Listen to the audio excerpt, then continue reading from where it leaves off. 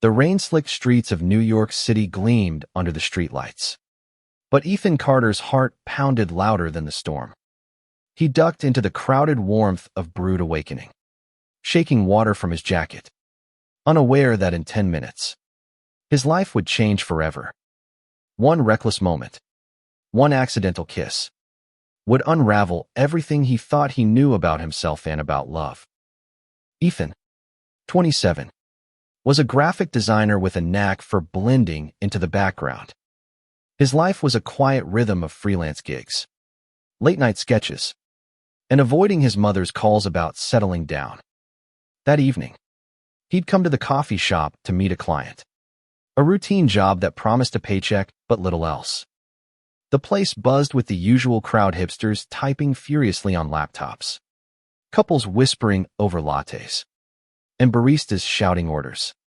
Ethan scanned the room, clutching his portfolio, when he collided with a man stepping back from the counter. The man was tall, sharply dressed in a navy suit that screamed money. His dark blonde hair was neatly styled, but his green eyes held a storm of their own intents, almost haunted.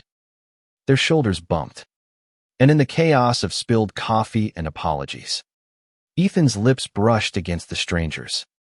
It was a fleeting, accidental grace, but a jolt shot through Ethan, electric and disorienting. The man froze, his gaze locking onto Ethan's, and for a split second, the world muted. He's terrified. He's never felt this before. The thought hit Ethan like a freight train, clear and unbidden, as if someone had whispered it directly into his mind. He stumbled back, heart racing, muttering, "Sorry, I didn't mean," but the man was already gone, vanishing into the rain.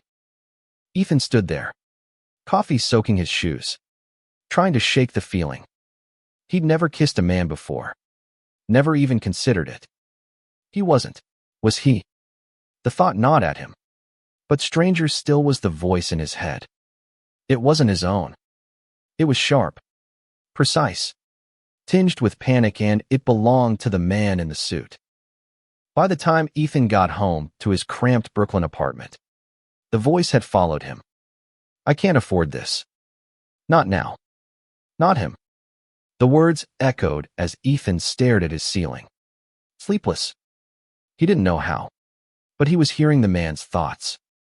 It was impossible, insane, but undeniable. Every few hours, fragments of the stranger's mind slipped into his own flashes of boardrooms. A sleek Manhattan penthouse, and a name, Julian Hayes. Julian, Ethan learned through these mental intrusions, was the 29-year-old CEO of Hayes Innovations, a tech empire reshaping the city's skyline. He was powerful, guarded, and deeply closeted, his life a carefully constructed facade. The kiss had rattled him, cracking the walls he'd built around his heart. Ethan, meanwhile, was spiraling. He wasn't gayer, at least. He'd never thought he was. But the memory of Julian's lips, the intensity in his eyes, stirred something Ethan couldn't ignore. Days passed, and Ethan tried to bury himself in work, sketching logos and dodging the thoughts that weren't his. But Julian's mind was relentless. He's probably forgotten it. Good. I need to focus. Ethan wanted to forget, too. But fate had other plans. A new freelance gig landed in his inbox, a branding project for Hayes Innovations. The client, Julian Hayes himself. Ethan's first instinct was to decline. He didn't need this, whatever this was. But the payout was too good, and his bank account was screaming. So, he agreed to the meeting, stepping into the glass and steel fortress of Hayes Innovations with his portfolio and a racing heart. The receptionist led him to a conference room where Julian waited, his suit impeccable, his expression unreadable. "You're Ethan Carter." Julian's voice was cool, but his thoughts betrayed him. "He's here. God, he's even more beautiful than I remembered." Ethan flinched, the words hitting him like a punch. He nodded, fumbling through introductions, trying not to react to the thoughts flooding his mind. Julian was all business, outlining the project with precision. But his thoughts were a mess of longing and fear. I can't let him get close. I can't risk everything. The meeting ended with a handshake. Julian's grip firm but fleeting. Ethan left the building in a daze, the city's noise drowned out by Julian's thoughts echoing in his head. I need to stay away. But I don't want to. Ethan didn't want to either, and that scared him more than the mind reading ever could. As he walked home through the chilly November streets, Ethan wrestled with the truth. He'd spent years avoiding who he was, convincing himself he didn't need love, didn't need anyone. But Julian's thoughts, raw and unguarded, mirrored his own buried desires. The kiss had been an accident, but what came next? That was a choice. Ethan spent the next week dodging Julian's thoughts, but they were as persistent as the city's traffic. He's just a freelancer. Keep it professional. Julian's mental mantra clashed with flashes of vulnerability. Why does he feel so familiar? Ethan tried to focus on the branding project, sketching logos late into the night. But every design carried a trace of Julian's sharp lines, bold colors, a quiet intensity. He met Julian again at Hayes Innovations, this time in a smaller office with floor-to-ceiling windows overlooking Manhattan. Julian's demeanor was colder, more distant, but his thoughts betrayed him. He's nervous. Good. Maybe he'll quit. Ethan gritted his teeth, presenting his drafts with a confidence he didn't feel. Julian's feedback was sharp, almost cruel, but his mind whispered, he's talented. Too talented. I can't let him stay. The push and pull was maddening. Ethan wanted to call Julian out, to demand why he was so afraid. But how do you confront someone for thoughts you shouldn't hear? Instead, he poured himself into the work, determined to prove himself. Late nights at his apartment turned into early mornings, his desk littered with coffee cups and sketches. Julian's thoughts grew louder, more intimate. I wonder what he's doing right now. Stop it. Julian, you're not this week.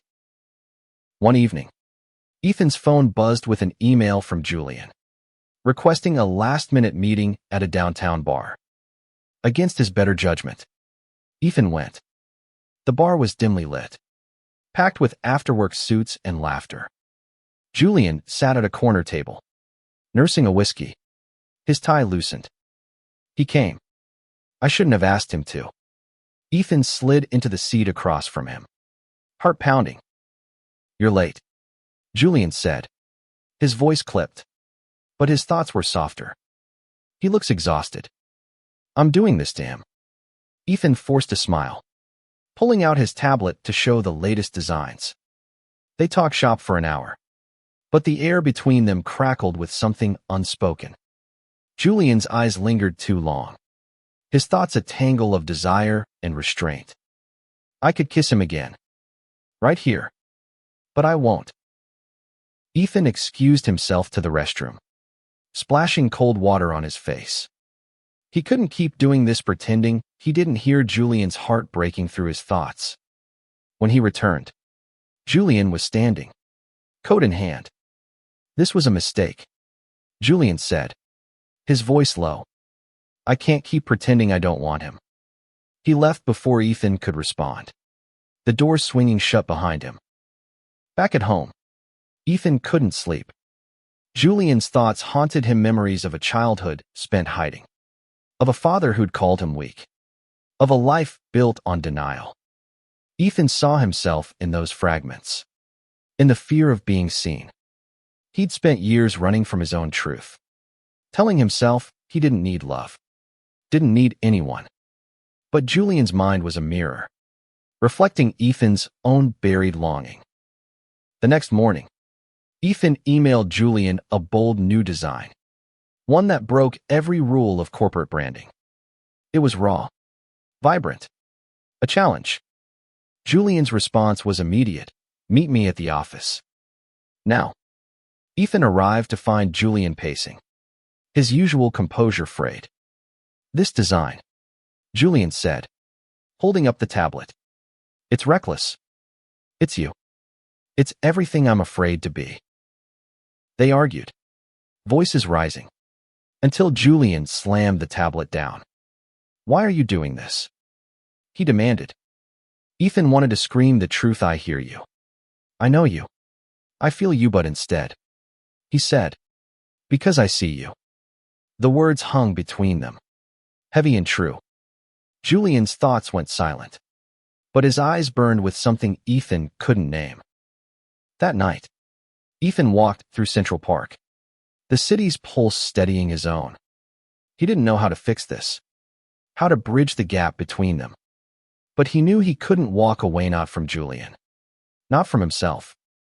The kiss had been an accident, but the connection wasn't. And Ethan was done running.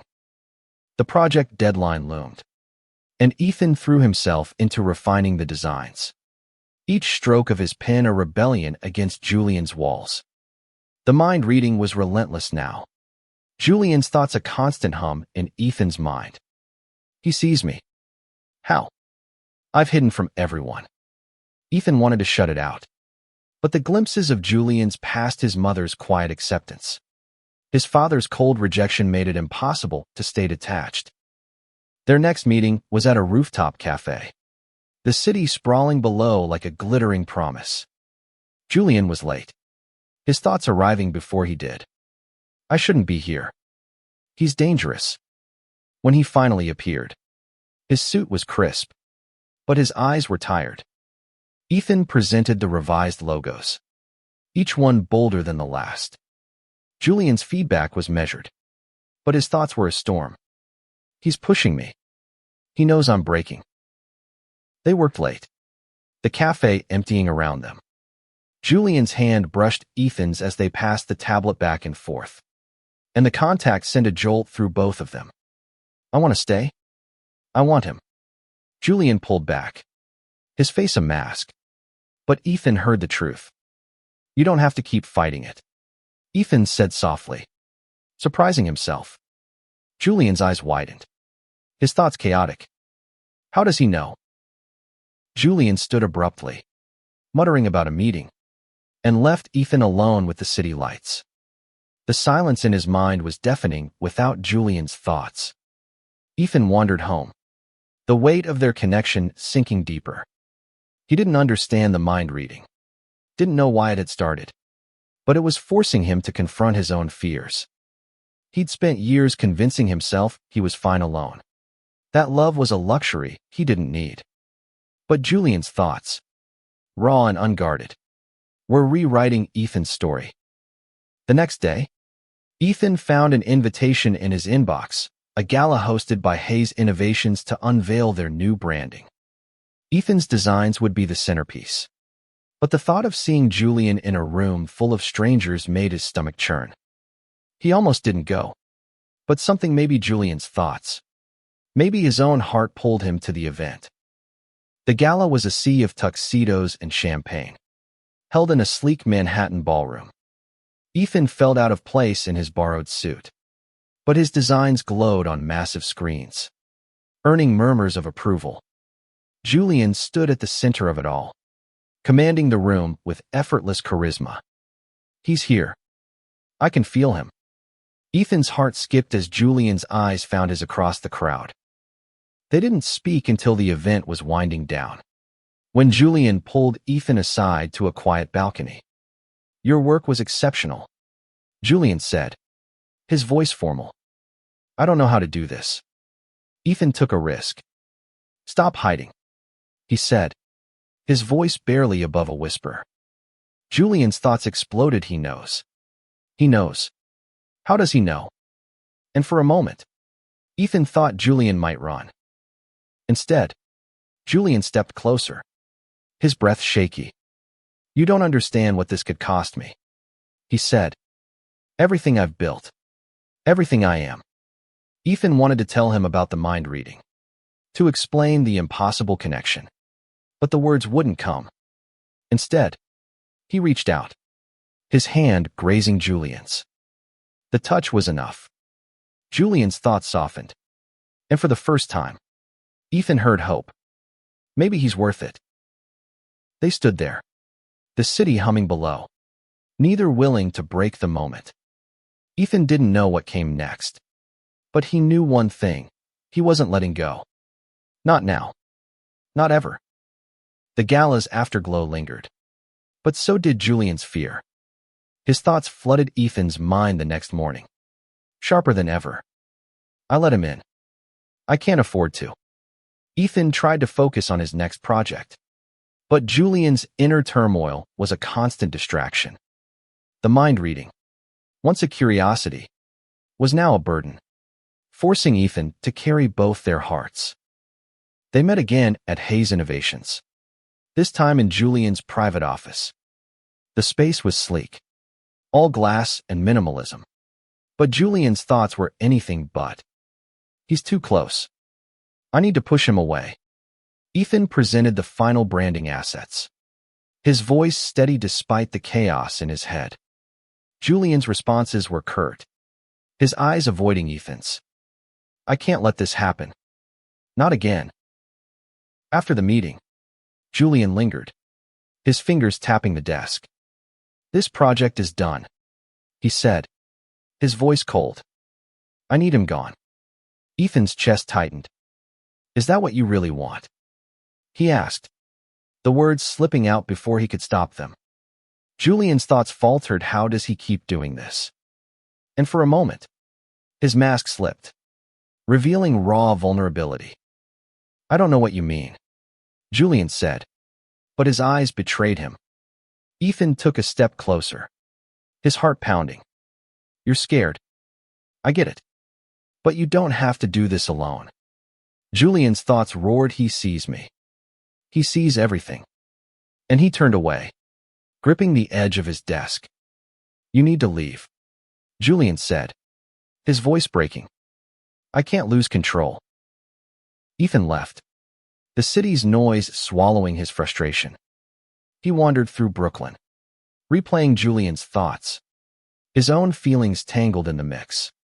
He'd never been in love, never let anyone close enough to try. But Julian was different. His fear, his strength, his hidden softness called to Ethan in ways he couldn't explain. That night, Ethan's phone buzzed with a text from Julian. Meet me at the pier. Midnight. Against his better judgment, Ethan went. The Hudson River glittered under the moon, and Julian stood alone, his coat flapping in the wind. I shouldn't have texted him, but I had to. Ethan approached, his breath visible in the cold. I don't know why I'm here, Julian said, his voice barely audible. I'm lying. I know exactly why.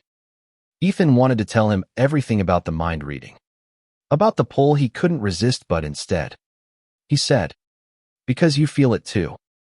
Julian's thoughts went quiet, and for the first time, he didn't pull away when Ethan stepped closer.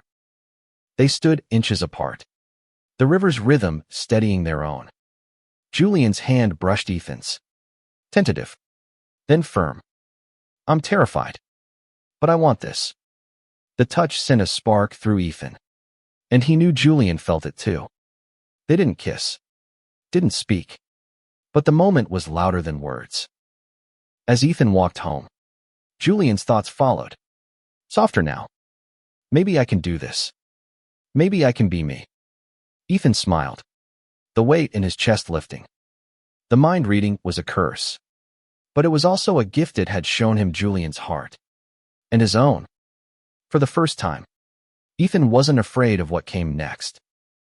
The pier changed everything. Julian's thoughts were no longer a storm, but a steady current, pulling Ethan closer. I want to try? With him. Ethan clung to those words, even as he wrestled with the ethics of hearing Julian's mind. He hadn't asked for this power, but it was reshaping him, forcing him to face his own buried truths. They started meeting outside of work coffee shops, late-night walks, quiet corners of the city where Julian could let his guard down. Each meeting was a step towards something neither could name. Julian's thoughts were a mix of hope and fear. He makes me feel alive. But what if I ruin this? Ethan wanted to reassure him. But the mind reading made honesty complicated. How do you build trust when you know too much? One night, they ended up at a dive bar in the East Village. The jukebox playing old rock songs. Julian laughed at a rare, unguarded sound and Ethan's heart ached. I could love him. The thought was Julian's. But it echoed Ethan's own. They talked about everything but the truth, Ethan's art. Julian's childhood dreams of being a musician. The way the city felt alive at night. For a moment, they were just two men. Not a CEO and a freelancer. Not a secret and a power. But the truth couldn't stay buried. A week later, Ethan slipped. They were at Julian's penthouse. A rare invitation. When Julian mentioned a board meeting.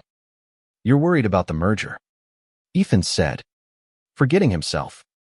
Julian froze. His thoughts sharp. How does he know that? I never told him. Ethan scrambled to cover. But the damage was done. Julian's walls went back up. His voice cold. What aren't you telling me? Ethan's heart pounded. He could lie, but the lie would break them.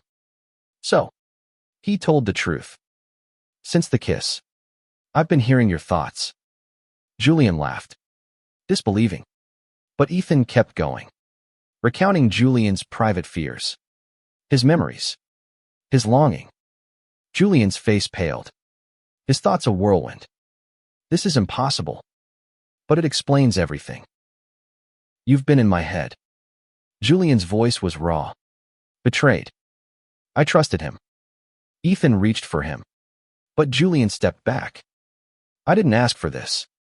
Ethan said, I didn't want to invade you, but it's how I know you, the real you. Julian's thoughts were silent, his eyes searching Ethan's. Then he turned away. I need time, he said, and Ethan left, the city blurring through his tears. For days, Julian's thoughts were faint, distant. I miss him, but can I trust him? Ethan gave him space, drowning in his own guilt. He'd crossed a line, unintentional but real. He threw himself into his art, painting Julian's eyes, his smile, the vulnerability he'd seen through stolen thoughts. The canvas became his confession, his apology, his hope. Then, a knock at his door. Julian stood there, rain-soaked, his thoughts loud and clear. I'm scared, but I'm here. Ethan didn't need to hear more. He pulled Julian inside, and for the first time, they didn't hold back. The kiss was deliberate, desperate, a promise. Julian's thoughts flooded Ethan's mind. I am his, and he's mine, and Ethan knew they were in this together. The kiss at Ethan's apartment was a turning point, but not an ending. Julian's thoughts were softer now, more open, but the world outside their bubble was unforgiving. I want this, but the board will destroy me. Ethan heard the fear, the weight of Julian's position, and it made him ache. They were building something real, but it came with a cost. They spent evenings together, stealing moments in Julian's penthouse or Ethan's cramped apartment. Julian's laughter grew easier, his touch more certain, but his thoughts betrayed the battle within. I've hidden for so long. What if I can't do this? Ethan wanted to fix it, to shield Julian from the world. But the mind reading only showed him how deep the wounds ran. One night, they walked through Central Park, the autumn leaves crunching underfoot. Julian's hand found Ethan's, a quiet act of courage. I feel free with him. Ethan squeezed his hand, his heart swelling. But the moment was shattered by a camera flash. A paparazzo, lurking in the shadows, had caught them. Julian's thoughts went wild. This can't get out. It'll ruin everything. And he pulled away, his face pale. The photo hit the tabloids the next morning. Tech CEO's secret romance. Ethan's phone buzzed with notifications. But Julian's thoughts were louder. I should have known better. I can't have this. Ethan tried to reach him. But Julian's office was a fortress. His phone unanswered. The silence in Ethan's mind was worse than any thought. Desperate, Ethan went to Hayes Innovations, slipping past security to Julian's office. Julian was there, staring out the window, his thoughts a storm of regret and fear. I'm losing him. I'm losing myself. Ethan didn't wait for permission. You don't get to shut me out, he said, his voice shaking. We're in this together. Julian turned, his eyes red. You don't understand, he said. If I come out, I lose everything. Ethan stepped closer, his own fear rising. You won't lose me. Julian's thoughts softened. He means it, and he pulled Ethan into a fierce embrace. They stood there, holding each other, as the city roared below. But the world didn't stop. The board called an emergency meeting, and Julian's thoughts grew darker. They'll force me out. I've worked too hard for this. Ethan wanted to fight for him. But how do you fight a system? He painted through the night, his canvas a riot of color and emotion, a testament to their love. Julian's thoughts, even from miles away, kept him grounded. I love him. I can't let him go. The next morning, Julian texted, meet me at the coffee shop. Where it started. Ethan went, his heart in his throat. Julian was there, in the same corner where they'd collided months ago. His thoughts were steady now, resolute. I'm done hiding. Ethan didn't need to hear more. He knew what was coming, and he was ready to face it with him. The coffee shop was quiet, the morning light filtering through the windows. Julian sat across from Ethan, his hands steady but his thoughts a whirlwind. I'm going to do this. For us. Ethan reached for his hand, and Julian didn't pull away. I'm coming out, Julian said, his voice firm. I'm terrified, but I'm ready. Ethan's heart swelled, but fear lingered. The world wasn't kind to men like them, especially not to a CEO under scrutiny. Julian's thoughts echoed his own worries. The board, the investors, my family, but there was a new strength there. A resolve Ethan hadn't heard before. They spent the morning planning, not just for the announcement, but for the life they wanted to build. Julian's coming out was a press conference, held in the same ballroom where Ethan's designs had debuted. The room was packed. Reporters, investors, employees, all waiting for the CEO to speak. Ethan stood in the back, his heart pounding. Julian took the podium, his suit impeccable, his eyes finding Ethan's across the crowd. He's here. I can do this. I've spent my life building walls. Julian began, his voice steady. But I'm done hiding who I am. He spoke of love, of authenticity, of Ethan without naming him. But Ethan felt every word. I'm free.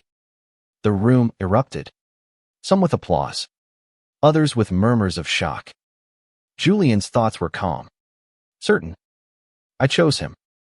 I chose me. The fallout was immediate. The board called for Julian's resignation, citing instability. Investors pulled funding, and the tabloids spun wild stories. Julian's thoughts grew heavy. I knew this would happen, but he didn't waver. Ethan stayed by his side, their nights filled with quiet talks and fierce love. They moved into Ethan's apartment, a small rebellion against the chaos. Ethan's art became their refuge. He painted Julian's strength, their love, the city that had brought them together. Julian, no longer a CEO but still a leader, started planning a new venture, one that valued authenticity over profit. His thoughts were hopeful now. We'll build something better. Together. But the past wasn't done with them. Julian's father, a man Ethan had only seen in Julian's memories, showed up at their door. His thoughts were cold, unyielding. You shamed us. Julian stood tall, his hand in Ethan's. And for the first time, he didn't back down. "This is my life," he said, his voice unwavering. "This is my truth." Ethan's mind reading faded as their bond grew stronger, as if the universe no longer needed to bridge their hearts. They didn't need words to understand each other anymore. The city, once a maze of noise and fear, became their home, a place where two men could love fiercely and unapologetically. Months passed, and the city's pulse became their rhythm. Julian's new venture, a tech nonprofit focused on inclusivity, took shape in a small Brooklyn office. Ethan's art adorned the walls, a testament to their journey. The mind reading was gone now, replaced by a deeper connection, one built on trust and choice. Julian's thoughts, once a storm in Ethan's mind, were now spoken aloud, shared in quiet moments. They faced challenges, lawsuits from former investors, whispers from old colleagues, but they faced them together. Julian's father never returned, but his mother called, her voice soft with pride. "I'm proud of you, Julian." Ethan heard it through Julian's tears, a weight lifting from them both. One spring evening, they returned to Brood Awakening, the coffee shop where it all began. The chalkboard sign still stood, though the words had changed. Ethan traced his fingers over the table, remembering the accidental kiss that had changed everything. Julian smiled, his hand covering Ethan's. "I'd do it all again," he said, his eyes bright. "I'd choose you every time." Ethan thought of the years he'd spent hiding, convincing himself he didn't need love. Julian had shown him otherwise, not through thoughts, but through courage, through love that refused to be silenced. They weren't perfect, arguments flared. Doubts crept in, but they were real. And that was enough. As they left the coffee shop, hand in hand, the city stretched before them, vast and forgiving. The rain had stopped, and the stars peeked through the skyline. Ethan didn't need to hear Julian's thoughts to know what he felt. Their hearts had always known better. Their story wasn't just about love. It was about becoming. Two men, once strangers, had collided in a moment of chaos and found something worth fighting for. The world would keep turning, with its judgments and its noise. But Ethan and Julian had carved out a space for themselves, a place where love was enough. And as they walked into the night, the city's lights reflected their truth: love, no matter how it begins, finds a way. Always.